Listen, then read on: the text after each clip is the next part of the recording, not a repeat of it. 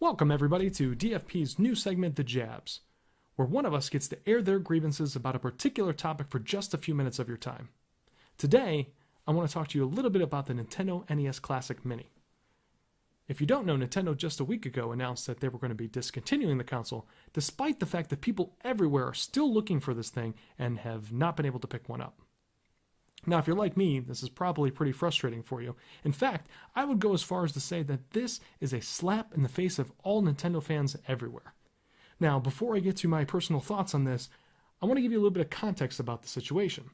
Now, if you don't know, the Nintendo NES Mini Classic, or Classic Mini rather, is a miniaturized version of the original NES home console. Now, if it wasn't exciting enough to buy a miniaturized, bite-sized version of a console that you had when you were a kid growing up, Nintendo has preloaded this thing with 30 classic Nintendo games that you can play, and they've added some things like save function, which is pretty neat.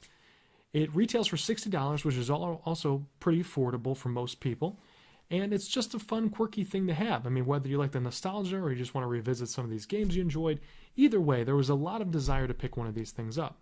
So why, after only 6 months, have they decided to stop producing it? Now, there are a few theories as to why Nintendo has decided to stop producing the console, despite the fact that they've been selling like bananas everywhere. One of those theories is that perhaps it is not as limited as we all think it is, and that that's just a perception because there are just so many people that are buying them that Nintendo can't keep up with the demand. While that's true to a point that they are buying them more quickly than Nintendo can produce them, this is simply not accurate. It doesn't tell the whole story. Now, Nintendo has sold 2 million of these worldwide since they launched. That sounds like a lot, except when you take into consideration that in the US alone, there are 4,000 GameStops, 1,000 Best Buys, 2,000 Targets, and another 6,000 Walmarts, which, I will add, are not even all of the stores that were selling this thing. That doesn't even count Amazon, which I'm sure is plenty of people's first go-to for this. That averages out to be 150 some units for the entire 6-month duration that this thing has been on the shelves.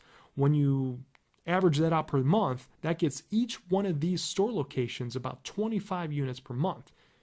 Since most retail establishments get a shipment of their products once a week, that means that every week, any given store you would go to would only have maybe 5, possibly 6, if you're lucky.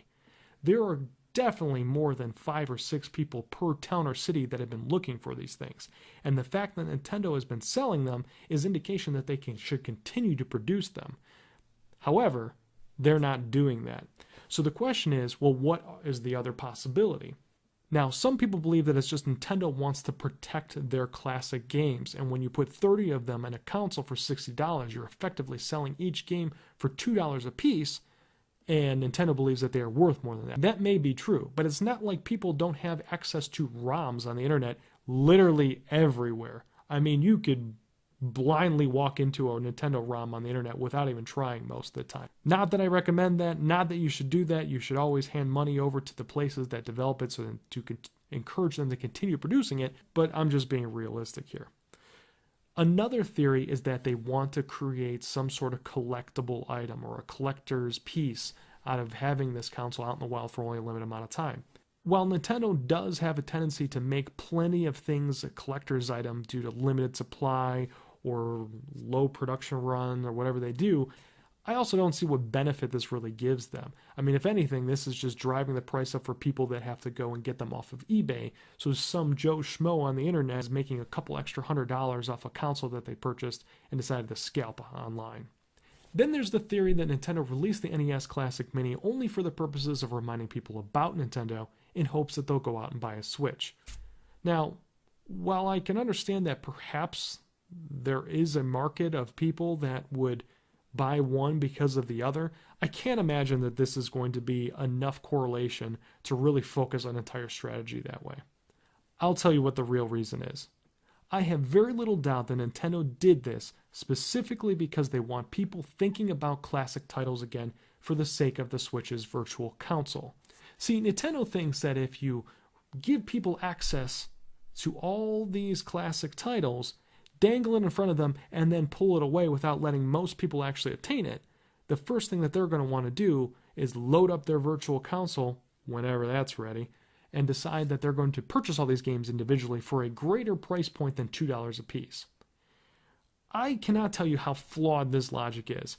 I'm sure that there are some people that will go out and buy a select handful of these titles on the Virtual Console when they're available because they couldn't have access to them on the NES Classic Mini.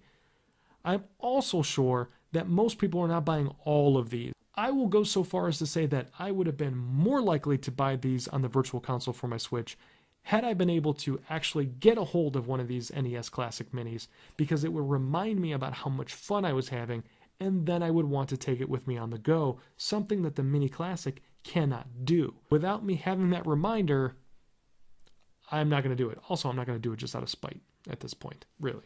Now, to make things worse, there's some sort of rumor floating around that they're going to do this again with an SNES Classic. I'm sure they're also going to be in a limited production run. I'm also sure that all these stores are only going to get 5 or 6 a week again. I'm also pretty sure that I'm going to try to get one of those too, because come on, a mini SNES? Come on. I got to get my Ninja Turtles. Come on. Anyway, that's the Jabs. Thank you for watching. Please hit that thumbs up, share this video with your friends, subscribe to the channel. We want to keep making you more content, and we love when you support us. Till next time, keep on gaming.